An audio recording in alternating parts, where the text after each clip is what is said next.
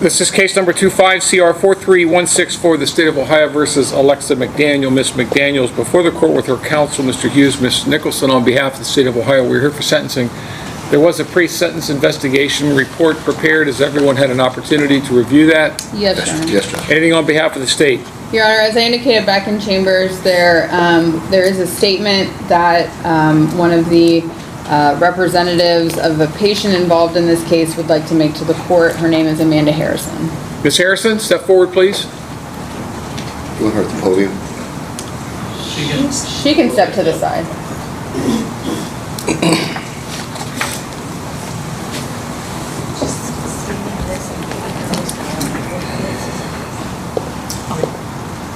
Hello, Your Honor. My name is Amanda Harrison. I stand before you today because Parkinson's disease took away my father's voice long before it took his life. So today, I stand here today to be his voice. Parkinson's is a cruel disease. It slowly stole everything that made my dad who he was. It took away his ability to walk, to speak, to feed himself, to dress himself, to write, to communicate, and eventually even swallow. It robbed him of his independence while leaving his mind trapped inside of a body that could no longer obey. Watching someone you love disappear that way is absolutely devastating. After 48 years of marriage, my mom made the heartbreaking decision to place my dad in a nursing home because we could no longer safely care for him ourselves. It was the hardest decision our family has ever made. We then placed our trust in the people responsible for his care. Every day, my mom, my sister, or I sat beside his bed. His siblings often stopped by. We watched him squeeze our hands. We watched tears roll down his face. We watched him grimace in pain. And every time we asked, had he received his pain medication, we were told yes. And we wanted to believe them, but something felt off. We felt that there was something very wrong. By this stage, there was no cure left to offer him. Comfort was the only treatment. Relief from suffering was the treatment. Pain medication was not optional. It was the only tool remaining to provide dignity and comfort to someone who was dying. Learning that medication entrusted to the care of a facility and its leadership were diverted from their intended purpose has left my family with questions that will never have answers. There's no greater feeling of helplessness than watching someone you love suffer while believing everything possible is being done to ease their pain. This case is about much more than medication. It's about trust. Families have no choice but to trust the people caring for their loved ones when they can no longer care for them themselves. And when that trust is broken, the damage extends far beyond one patient. Because of inadequate documentation and poor record keeping, many questions may never be answered. I understand this court can only sentence based on the evidence before it and the charges that remain. But uncertainty carries its own burden. My family is left wondering whether everything should have been done for my father was actually done. Those questions are ones we will carry for the rest of our lives. What concerns me most is the possibility that another family could one day find themselves where we are today, questioning what happened, whether their loved ones received the care that they were promised. I respectfully ask the court to impose the maximum sentence that the law allows. And this is not out of vengeance, but it's because vulnerable patients deserve protection, and families deserve honesty, and those entrusted with caring for the defenseless must be held to the highest standard. My dad deserved dignity, and he deserved compassion. He deserved comfort. Parkinson's took enough from him, and human greed and failures of trust should have never taken anything more. Thank you. Thank you, Ms. Harrison. Your Anything Honor, else, Ms. Nicholson? with that, we would ask that you adopt the agreed recommended sentence that we entered into at the plea, which involved a term of community control in addition to specific conditions that the defendant does not administer or control any narcotics during the term of her community control, that she not accept nor serve in any position as an administrator of nursing, and that she comply with all conditions placed on her by the Ohio Board of Nursing. Additionally, we would ask the court to consider a period of community service hours and anything else the court deems appropriate. Thank you. Mr. Torek, Nothing further at this time, Your Honor. Mr. Hughes, Yeah, thank you, Your Honor. And first of all, we would ask that the recommended sentencing be followed as well. And to the lady that read the impact statement, we certainly appreciate and understand her comments and knowing the trust they put in these facilities. Alexa's made mistakes. She's acknowledged her mistakes. Her mistakes were with expired drugs. And patient care would have never been in her hands. The patients were always taken care of, at least what Alexis's role would have been. I will let the court know, and I'll let you know in chambers, Alexis is trying to make this place better. Hill Springs has problems. There's been other nurses that have been caught stealing drugs. There's a couple of other suspects that we're aware of. She's met with the detectives at my office, and we've made her available for that communication. So maybe she can make some change. She knows that the biggest fight she's going to have now is saving her nursing license, which is the one thing that she's worked so hard in her life to keep and to do. Her mistake in this process was not properly registering the medications that came in from the nursing carts to her office, and she didn't register them the correct way. Other than that, just would ask the court to adopt the recommended sentence, and I know Alexa wants to say a few words. Ms. I McDaniel. have your phone here if you want. She wrote it on her phone, but she can read it off her watch. Your Honor, I would like to take this time to apologize to the court. I take full responsibility for my actions and understand the seriousness of my mistakes. I have learned from this experience, and I'm committed to making sure that it never happens again. I respectfully ask the court to consider this is my first offense and that I am dedicated to moving forward in a positive and responsible way. Thank you. The court has considered the statements made here today, the purposes and principles of sentencing, the relevant seriousness and recidivism factors. Ms. Harrison, I'm going to direct my comment to you. I take it some of the other folks sitting back there are also family members of residents of Hill Spring. Is that right? Is that right? My father-in-law died a few years ago of Parkinson's, so I certainly understand the pain that your families have gone through with this, and then, of course, the uncertainty that whether he was getting proper medication or not. I cannot answer those questions for you today. When it's always difficult trying to balance, and the court is guided by certain principles of sentencing and purposes of sentencing. And I certainly understand what you're requesting of me, but the state of Ohio and Mr. Hughes, the defense attorney, have entered into some recommendation to me, which I intend to follow today. That's really, I know that it's not going to comfort you, but in a case like this, she is not charged, strike that, she has not been convicted of stealing drugs from patients. That's not what she's been convicted of. In fact, I take it, ma'am, that your license is currently suspended by the Board of Nursing? No, it's active. It's active? Mm-hmm. Where are you working? I work at the glass factory right now. I was employed with Kettering, but because of this, I had to be placed on leave. Are they going to terminate you? I'm not sure. But the Board of Nursing has not suspended your license? I'm shocked by that.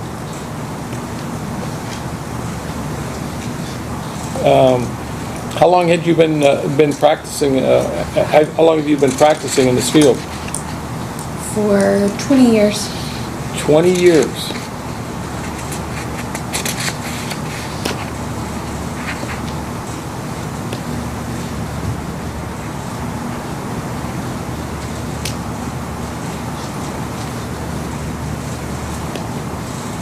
I don't know, Ms. McDaniel.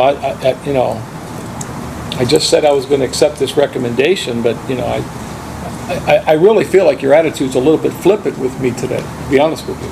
She's just nervous. I'm extremely nervous. Well, again, I'm looking at your pre-sentence investigation and your comments. You were in the wrong place at the wrong time. I'm not sure if I even understand what your role in this was. Explain to me in your words right now. I know what you were charged with. Sure. I know what you were convicted of. Explain to me in your words what you did wrong. So, Your Honor, my wrongdoing was I was the director of nursing at Hill Springs. So when people discharged with narcotics that were on the med cart, they were to be taken from the med cart and given to me because I was the director of nursing to be locked in a lock box in my office. When those medications were removed, a nurse and I signed, and I have a destruction log book that I was to log those in. I did not log those drugs into the destruction log book before placing them into my cabinet. So that is where the documentation did not occur. What happened to the drugs? I don't have the answer for that.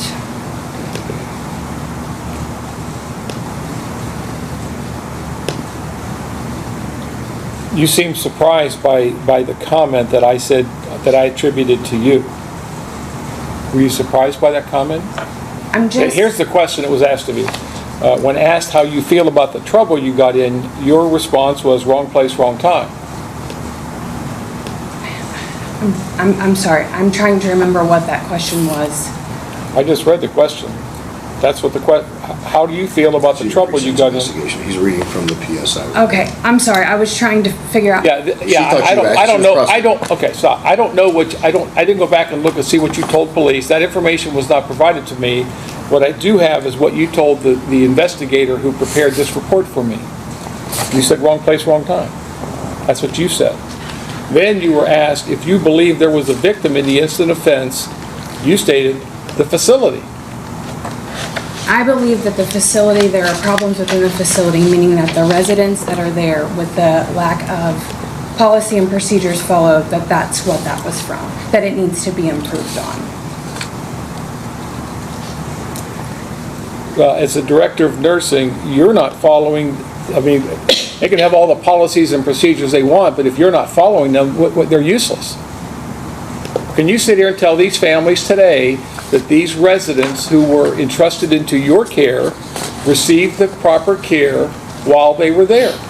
Did Miss Harrison's father receive the proper care? Yeah. Did he get his medications? Yes, he did. Yes, to my knowledge, yes. She doesn't administer the medicine.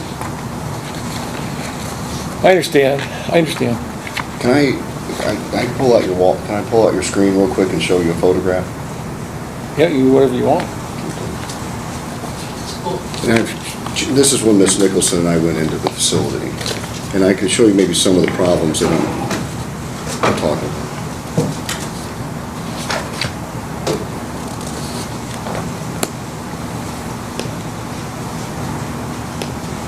So you're familiar with a pill pack, a bubble pack of pills? I am. All right. So,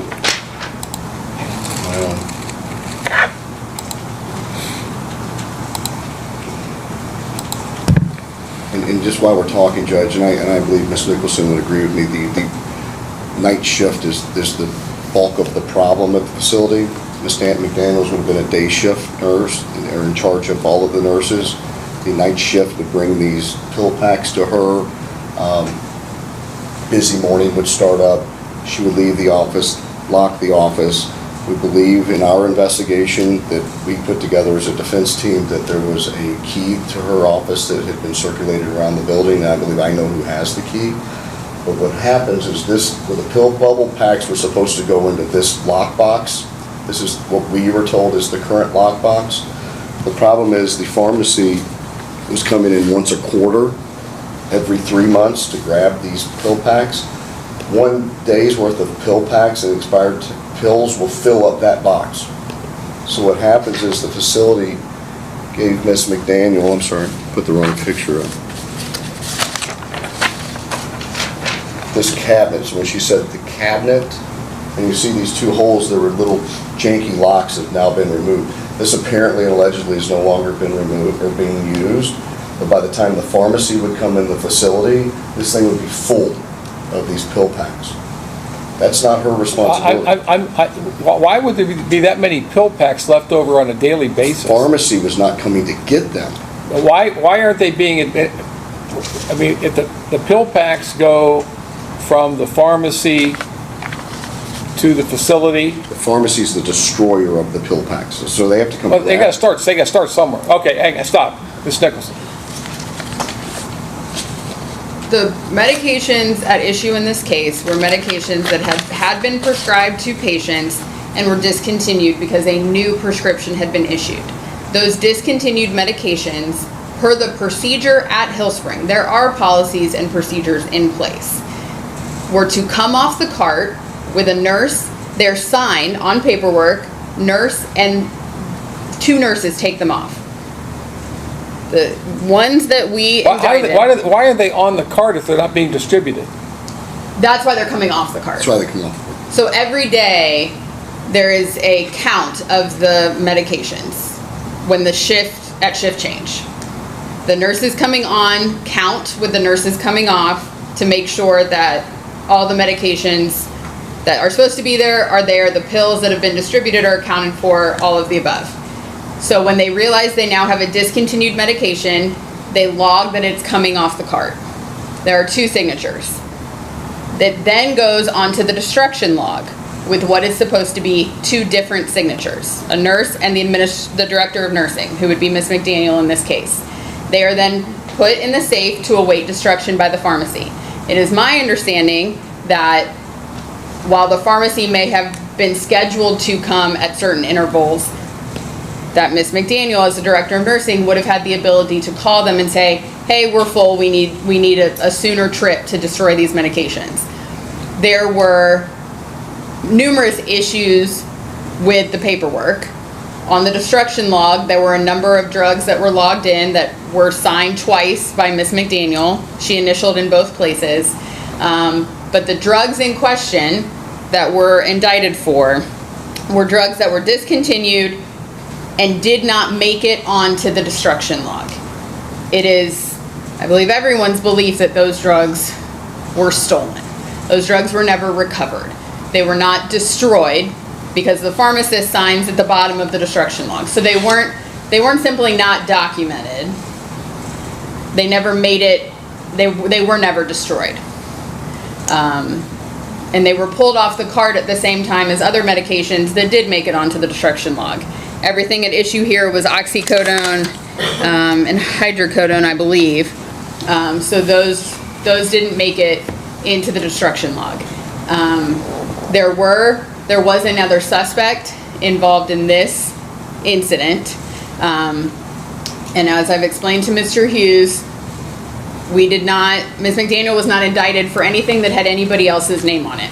She was indicted for the paperwork and the drugs that had her name as being responsible for taking it off the cart and entering it into the destruction log.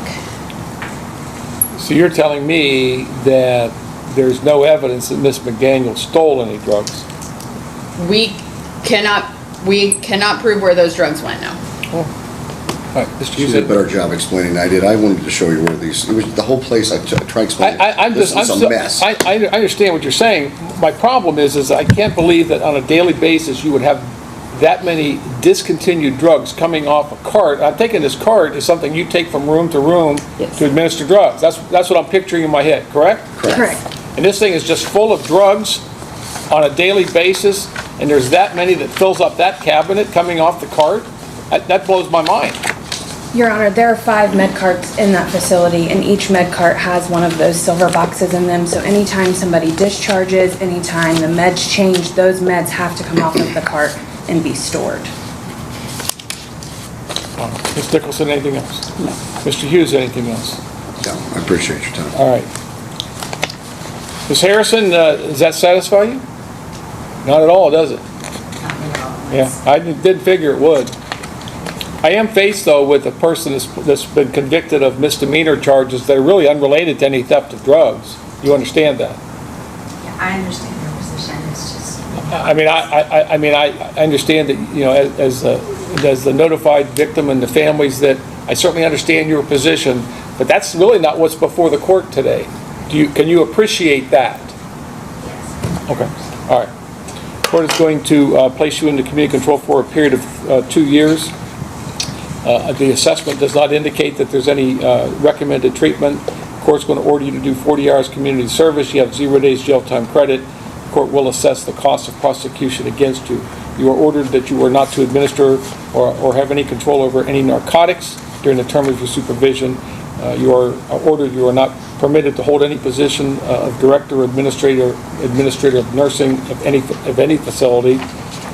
And you are ordered to comply with all the conditions of the Board of Nursing, which apparently is not much, but which shocks me too, but that's all. Now, you have the right to appeal the court's decision of your sentence to the 12th District Court of Appeals. If you want to appeal, you must file your notice of appeal within 30 days of today's date. If you can't afford to pay for the transcript or anything necessary for your appeal, that can be provided to you at no cost, including an attorney. Costs and fines. Costs? Anything else? No, Judge, thank you for your All time. right, thank you all, that's all. All rise. Thanks, Justin.